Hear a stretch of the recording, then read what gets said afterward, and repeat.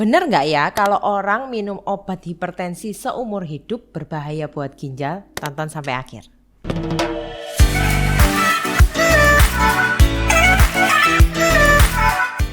Halo Sobat Sehat, kembali lagi bersama Cece Apoteker di Tobat Tanya Obat. Kali ini Cece Apoteker mau bahas soal yang banyak ditanyakan oleh banyak pasien, bahkan juga teman-teman sekalian di kolom komen. Ternyata banyak yang minum obat hipertensi, terus pertanyaannya, kalau misalkan minum obat hipertensi, tensi udah normal, kira-kira obatnya boleh di stop nggak ya? Kan udah normal. Terus kalau minum seumur hidup, katanya obat hipertensi harus minum seumur hidup. Kira-kira berbahaya nggak ya buat ginjal? Tahu-taunya nanti malah gagal ginjal. Ya, kita bahas pelan-pelan di video kali ini. Jadi hipertensi sendiri itu adalah kondisi medis di mana tekanan darah itu berada di atas normal. Tekanan darah arteri ya tentunya. Kemudian tekanan darah normal sendiri itu kalau sistolik dan diastoliknya adalah 120 per 80 mm air raksa. Jadi kalau misalkan udah di atas normal, ini udah masuk ke prahipertensi atau udah masuk ke hipertensinya sendiri. Nah, cara taunya gimana? Ya harus rajin-rajin cek ke dokter, atau sekarang banyak ya alat tensi, bisa tensi sendiri di rumah.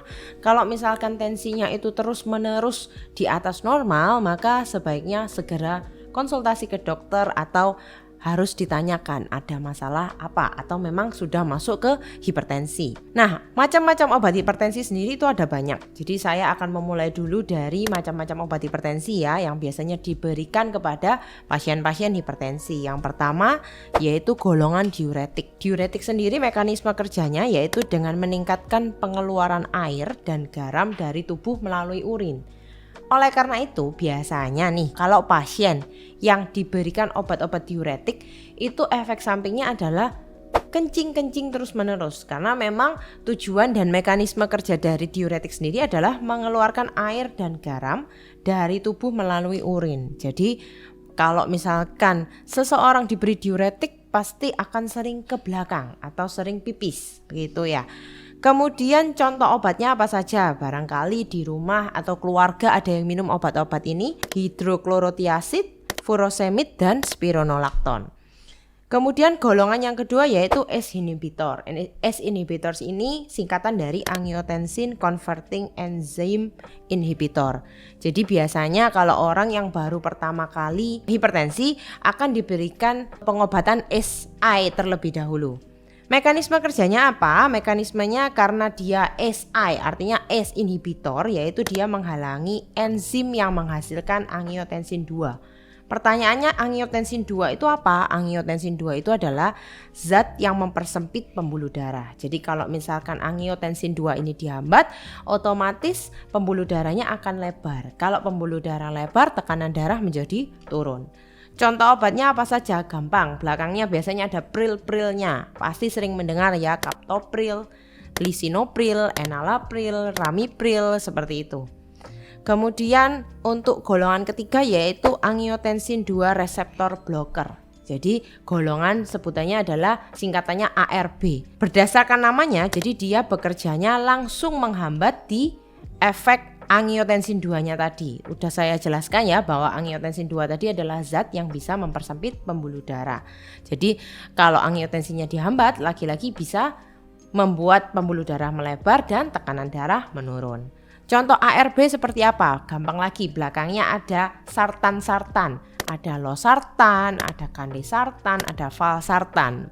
Barangkali di rumah banyak atau keluarga yang memiliki obat-obatan seperti ini. Kemudian yang keempat yaitu golongan beta blocker. Nah, golongan beta blocker ini biasanya lebih banyak diberikan pada pasien yang juga memiliki riwayat jantung. Dia fungsinya mengurangi denyut jantung dan kekuatan kontraksi jantung, sehingga jantung memompa darah dengan tekanan yang lebih rendah. Belakangnya biasanya nama obat-obatannya adalah belakangnya ada olol-olol gitu, propanolol, kemudian atenolol, bisoprolol, metoprolol, seperti itu. Cuman obat-obatan ini biasanya diberikan pada pasien yang juga memiliki riwayat jantung. Kemudian ada golongan calcium channel blocker. Ya, berdasarkan dari namanya, mekanismenya untuk mencegah kalsium masuk ke dalam sel otot jantung dan dinding pembuluh darah. Gunanya supaya apa? Supaya otot-ototnya menjadi lebih rileks. Kalau otot-ototnya lebih rileks, maka pembuluh darahnya melebar dan tekanan darahnya turun. Contoh obatnya apa? Seperti amlodipin, kemudian nifedipin, diltiazem. Ya, ini juga banyak. Keluarga saya pun juga ada yang menggunakan obat-obat golongan kalsium channel blocker. Kemudian yang keenam yaitu golongan renin inhibitor. Ya, jadi gunanya untuk menghalangi renin. Renin sendiri ini adalah enzim yang memulai proses pembentukan angiotensin. Jadi sebenarnya yang bikin pembuluh darahnya kita sempit ini adalah ya si angiotensin ini. Jadi beberapa obat itu cara kerjanya ada yang langsung menghambat angiotensinnya, ada yang langsung menghambat di enzimnya, ada yang menghambat di bahan pembentuk angiotensinnya. Sehingga supaya pembuluh darahnya itu nggak sampai vasokonstriksi atau menyempit. Contoh renin inhibitor sendiri adalah aliskiren ya. Kemudian ada yang terakhir yaitu golongan alpha blocker, yaitu menghambat reseptor alfa pada pembuluh darah. Contohnya ada prazosin dan doxazosin. Nah, itu tadi adalah obat-obatan yang bisa menurunkan tekanan darah atau obat-obat golongan untuk hipertensi. Nah, pertanyaannya tadi, kalau tekanan darahnya sudah normal, boleh nggak ya kita stop minum obat? Jawabannya, kalau tekanannya sudah normal, bukan berarti obatnya langsung dihentikan tiba-tiba. Tapi obat hipertensi itu tetap perlu diminum supaya tekanan darahnya terkontrol. Justru kalau tekanan darahnya nggak terkontrol, muncullah komplikasi-komplikasi lain. Entah itu ke ginjal, entah itu ke jantung. Apakah harus diminum setiap hari? Atau apakah harus diminum seumur hidup? Terus nggak bahaya tak buat ginjal? Jawabannya tidak. Tadi sudah saya jelaskan juga ya bahwa kalau tidak diminum secara rutin itu yang malah menyebabkan resiko gagal ginjal bahkan kerusakan jantung. Ya, ini saya jelaskan sedikit. Kenapa kalau misalkan kita nggak minum rutin itu bisa ngefek ke ginjal? Kalau misalkan tekanan darahnya itu meningkat, seseorang yang memiliki riwayat hipertensi, kemudian dia nggak mau minum obat atau minum obatnya kalau pas tinggi aja baru minum obat, akhirnya tekanan darahnya itu nggak terkontrol. Kemudian sewaktu-waktu pada saat tekanan darahnya dia tinggi akan terjadi kerusakan pembuluh darah. Pembuluh darah yang rusak yang mana? Bisa jadi kerusakan pada pembuluh darah kecil yang mengarah ke ginjal. Sehingga ginjal ini kemampuan untuk menyaringnya semakin tidak efektif. Akhirnya terjadi penurunan fungsi ginjal bahkan risiko gagal ginjal. Seperti itu. Kemudian kok bisa sampai ke jantung juga? Memangnya gimana sih? Mekanismenya kok bisa sampai merusak jantung juga? Sama seperti tadi, kalau tekanan darahnya tinggi akan terjadi kerusakan pada jantung. Kenapa kok bisa gitu? Ya, karena arterinya menjadi keras sehingga menurunkan jumlah darah dan oksigen yang menuju ke jantung. Kalau sudah gitu terjadinya apa? Bisa nyeri dada, kemudian bisa serangan jantung, terus bisa gagal jantung. Kalau misalkan arteri yang mengalirkan darah ke otak ini pecah, akhirnya bisa stroke. Ya, jadi begitu bahaya kalau misalkan malah obat hipertensi ini nggak diminum secara rutin atau diminum seperlunya aja. Itu malah membuat yang mengakibatkan gagal ginjal. Jadi kalau misalkan ada orang ngomong, oh kamu gagal ginjal, oh ginjalmu rusak gara-gara kamu minum kebanyakan obat hipertensi. Coba dilihat dulu, ditanyakan lagi ke orangnya. Jangan-jangan selama dia hipertensi, dia minum obatnya nggak rutin, sehingga akhirnya lama-kelamaan ya ginjalnya yang kena, ginjalnya yang rusak. Jadi bukan salahkan obatnya, tapi tanyakan lagi kepatuhan minum obat dari si pasiennya. Jadi obat hipertensi justru malah melindungi dari kerusakan ginjal dan jantung. Bahkan dari golongan obat yang saya sebutkan tadi, ada golongan SI dan ARB, itu malah dia memiliki benefit bahwa dia melindungi ginjal dan jantung dari kerusakan. Jadi biasanya untuk pasien-pasien yang sudah memiliki riwayat ginjal akan diberikan pilihan obat-obat ini supaya bisa melindungi dari kerusakan. Kemudian pertanyaan selanjutnya, apakah minum obat hipertensi jangka panjang itu aman? Ya memang sih, saya kan tapi takut kalau minum terus-menerus. Katanya kalau minum obat terus-menerus itu nggak aman. Ya, obat hipertensi ini kan sudah ada penelitiannya dan memang dia sudah didesain untuk jangka panjang. Dan obatnya ini sudah ada puluhan tahun yang lalu loh. Jadi kalau misalkan ditanya keamanannya, sudah pasti ada data keamanannya karena sudah dilakukan uji klinis. Kemudian kalau misalkan dilihat dari penelitian juga tidak memberikan efek yang buruk pada organ jantung maupun ginjal dan hati. Jadi harusnya obat-obatan hipertensi ini aman. Ya, yang nggak aman siapa? Yang membuat nggak aman ya kita sendiri. Kalau misalkan harusnya minum rutin tapi nggak diminum rutin. Lalu ada pertanyaan juga yang saya kumpulkan. Loh, obat hipertensi itu menyebabkan laki-laki loyo jika diminum terus-menerus. Apa memang seperti itu? Memang ada beberapa obat-obatan hipertensi itu yang menyebabkan loyo pada laki-laki. Ya, hanya golongan-golongan tertentu saja. Biasanya pada beberapa golongan diuretik seperti spironolakton, kemudian ada juga bisoprolol dan beberapa diuretik lainnya. Cuman lagi-lagi kalau penurunan fungsi seksualitas ini bisa dikaitkan dengan hipertensinya. Karena bisa jadi orang yang hipertensi ini disfungsi ereksinya bukan dikarenakan obatnya tapi dikarenakan hipertensinya sendiri. Jadi perlu dikaji lagi apakah karena penyakitnya sendiri atau karena obatnya. Karena untuk pasien-pasien yang hipertensi itu memiliki 2 kali lebih beresiko mengalami disfungsi ereksi dibandingkan pasien yang tidak mengalami hipertensi. Jadi lagi-lagi dilihat lagi, perlu dikaji ya karena obatnya atau karena penyakitnya itu sendiri. Kalau memang karena obatnya bisa dikonsultasikan kembali ke dokter, seperti itu. Lalu ada pertanyaan lagi, kalau minum obat hipertensi bikin lemes jadi mendingan gak usah minum obat hipertensi. Ada beberapa obat yang memang itu efek sampingnya adalah hipotensi ortostatik, tapi bukan semua obat hipertensi ya. Jadi golongan seperti ramipril kemudian prazosin itu pada saat diminum awal mula memang hanya awal pemberian saja ya. Jadi hanya di awal pemberian. Kalau nggak minum ya memang tidak ada efek itu.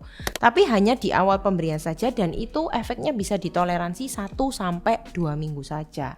Ya kalau memang diharuskan oleh dokter minum obat itu maka solusinya adalah diminum pada saat malam hari, sehingga kalau kita merasa lemas kan pada malam hari kita juga beristirahat, jadi gak masalah gitu ya. Kalau obat hipertensi bukannya bagusnya diminum pagi hari? Banyak ya pertanyaan seperti itu. Kenapa kok harus diminum malam? Kenapa kok harus diminum pagi? Terus tetangga saya itu minum obat hipertensinya malam hari loh, tapi kok saya disuruh sama dokter pagi hari? Kalau menurut penelitian terbaru, jadi menurut penelitian dari ESC, European Society of Cardiology, yang dilakukan kongres di Barcelona ya tahun 2022, itu telah dilakukan penelitiannya itu dilakukan terhadap respondennya. Nah, respondennya ini adalah pasien-pasien hipertensi yang mana dia diberi obat pada pagi hari, kemudian yang satunya diberi obat pada malam hari. Ternyata berdasarkan hasil penelitiannya itu tidak ada perbedaan yang bermakna pada pasien yang minum obat hipertensi di pagi atau di malam hari. Jadi mau diminum pagi, siang, sore, malam itu nggak ada bedanya. Tetap aja tidak ada perubahan yang signifikan. Oh kalau pagi tekanan darahnya turun banget, oh kalau malam lebih berefek. Enggak, tidak ada seperti itu. Yang terpenting malahan ditekankan di penelitian ini adalah konsistensi minum obat di waktu yang sama.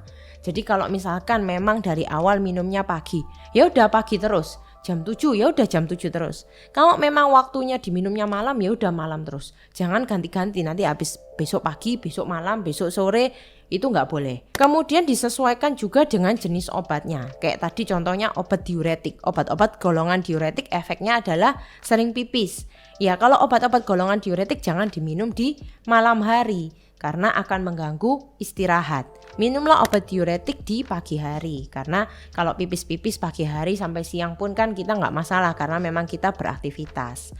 Kemudian untuk obat-obat tadi yang ada efeknya bikin lemes kayak ramipril, nah minumlah di malam hari. Jadi kembali lagi disesuaikan dengan jenis obatnya, seperti itu. Jadi kalau misalkan ditanya, jadi obat hipertensi aman ya jadi minum setiap hari? Aman. Dan memang harus justru malah diminum secara rutin dan seumur hidup. Jadi kalau memang ada yang ngomong kalau sudah riwayat hipertensi minum seumur hidup, ya betul juga, karena kalau misalkan nggak diminum seumur hidup atau nggak diminum secara rutin, malah tekanan darahnya yang melonjak tiba-tiba bisa mengakibatkan gangguan ginjal, kemudian jantung, dan bisa bahkan stroke. Jadi justru sangat diperlukan untuk menjaga tekanan darah tetap terkontrol sehingga terhindar dari risiko penyakit jantung dan gangguan ginjal. Kemudian yang kedua, pastikan sudah berkonsultasi dengan dokter jika hendak mengkonsumsi obat hipertensi. Jangan setelah saya membuat video ini kemudian yang punya tensi di rumah, kemudian tensi dirinya sendiri, tensinya terlihat tinggi, minum obat sendiri. Tetap kembali lagi konsultasikan ke dokter, minumnya obat apa, karena setiap orang itu memiliki kondisi yang sama. Belum tentu orang ini dapat amlodipin, nanti kita juga dapat amlodipin, tidak seperti itu. Jadi golongan obat-obat antihipertensi pun juga termasuk golongan obat keras, jadi sebaiknya konsultasi terlebih dahulu. Kemudian yang selanjutnya adalah pastikan dosis telah sesuai. Jadi kalau misalkan tekanan darah kita tinggi, memang udah konsultasi nih ke dokter, terus aduh tekanan darahku tiba-tiba tinggi, jangan langsung tiba-tiba minum 2 tablet ya. Kadang kan ada yang seperti itu, atau pagi tak minum 1, malam tak minum 1, padahal dosisnya dihitungnya untuk 1 kali sehari. Ya jangan juga seperti itu, jadi tetap sesuaikan dengan dosis yang diberikan. Dan misalkan kalau ada efek samping harus disampaikan dokter, karena nggak menutup kemungkinan juga golongan-golongan dari obat hipertensi ini memang ada beberapa yang banyak efek sampingnya. Seperti golongan yang tadi belakangnya pril-pril itu ya, itu bisa menyebabkan batuk kering. Nah, jadi kemudian ada yang amlodipin, itu juga yang memiliki efek samping bengkak, edema. Kakinya bengkak seperti itu. Jadi kalau memang timbul efek samping dan kurang nyaman untuk beraktivitas, sampaikan ke dokter supaya bisa diganti obat yang lebih nyaman untuk digunakan dan tensinya juga normal, seperti itu. Oke, sekian dulu video kali ini. Apabila ada yang mau ditanyakan, jangan lupa tulis di kolom komen dan jangan lupa selalu follow TikTok dan IG CC Apoteker. Sehat selalu dan sampai jumpa di video berikutnya. Nah, macam-macam obat hipertensi sendiri itu ada banyak. Jadi saya akan memulai dulu dari macam-macam obat hipertensi ya, yang biasanya diberikan kepada pasien-pasien hipertensi. Yang pertama yaitu golongan diuretik. Kemudian golongan yang kedua yaitu ACE inhibitor. ACE inhibitors ini singkatan dari angiotensin converting enzyme inhibitor. Kemudian untuk golongan ketiga yaitu angiotensin 2 receptor blocker. Jadi golongan sebutannya adalah singkatannya ARB. Kemudian yang keempat yaitu golongan beta blocker. Nah, golongan beta blocker ini biasanya lebih banyak diberikan pada pasien yang juga memiliki riwayat jantung.